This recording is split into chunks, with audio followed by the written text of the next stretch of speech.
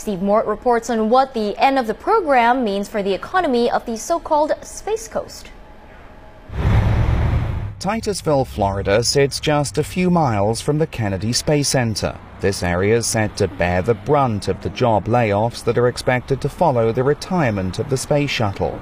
And as the last ever launch approaches, emotions here are running deep. It's really so sad for so many people, especially the workers that have been laid off and have to move out of this area. Titusville has an awful lot to offer, and the space program has always been a big part of this community. This is a model of the pad. Charlie Mars runs a space museum in Titusville. Mars is a retired veteran of the space program and worked as an engineer on the shuttles. He's disappointed that there'll be no U.S. manned spacecraft to replace the shuttle once Atlantis lands for the last time.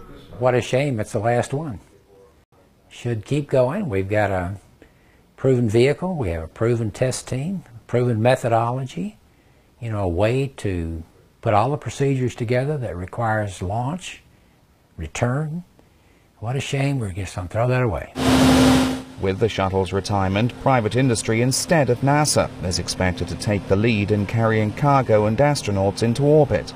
NASA is tasked with thinking of ways to take astronauts further into space, but that could take decades to achieve. We have nothing to come after the shuttle program. After Apollo, we had Skylab. After Skylab, we had the shuttle coming, reusable space vehicle. After the shuttle, we have no goals. We have no national goals.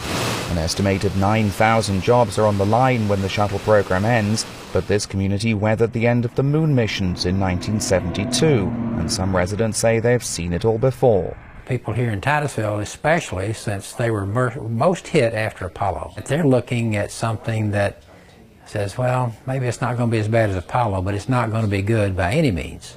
When this mission is over, it won't just be workers here at the Kennedy Space Center that will feel the effects of the end of the shuttle mission. The reverberations are likely to be felt throughout this region for many years to come. Steve Mort, CCTV, at the Kennedy Space Center in Florida. And on the other side of the Atlantic,